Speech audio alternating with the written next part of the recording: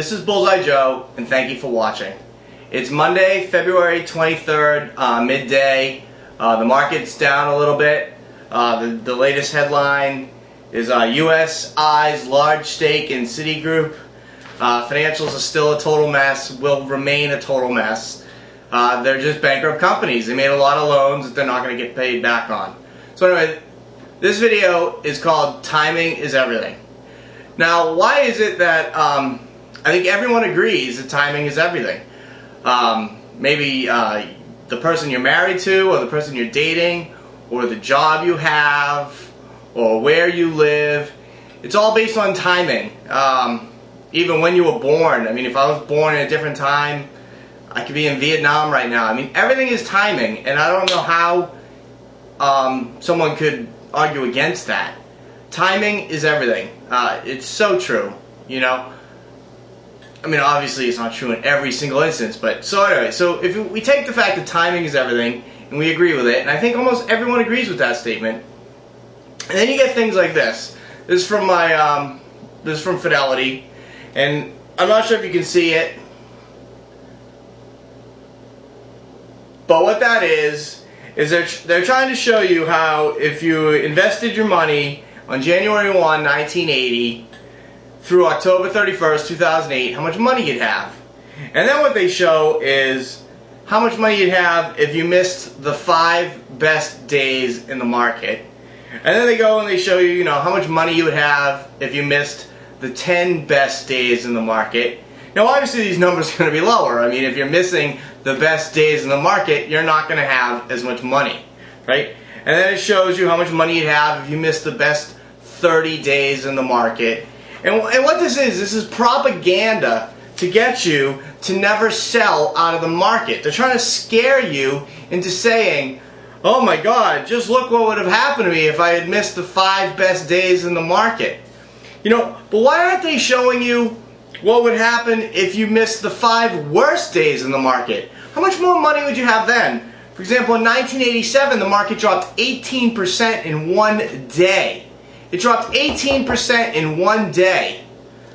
Now, how much more money do you think you would have if you were able to avoid that one-day drop of 18%, right? So that's all this is. This is propaganda to tell you, oh, don't ever sell out of the market. You might miss your best days.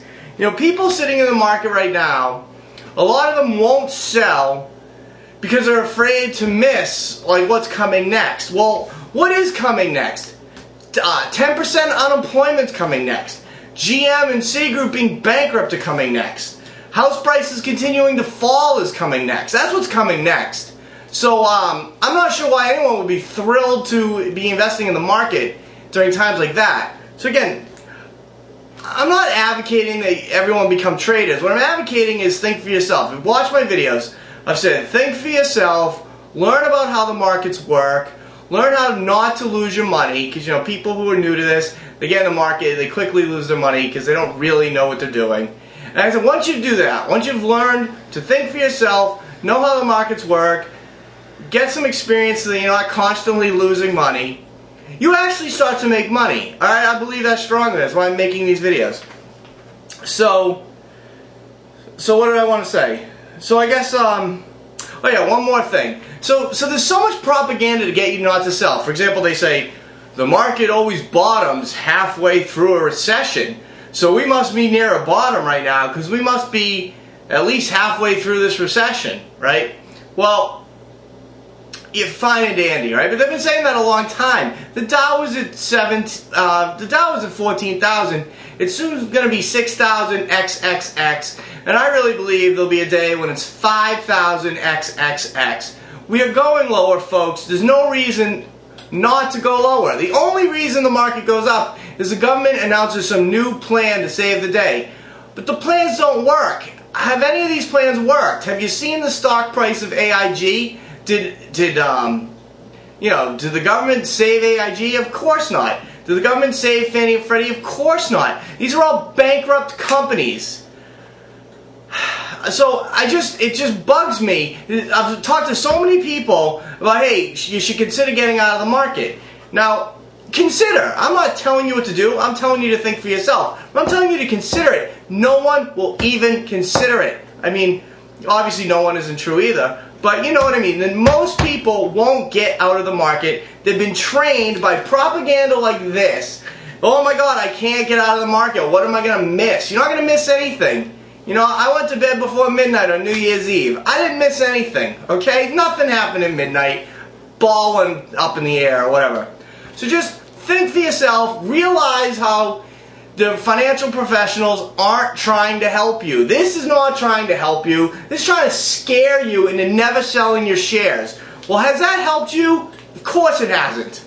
So, you know, that's just my opinion. You might have a different one. In fact, feel free to post a little comment if you agree or disagree.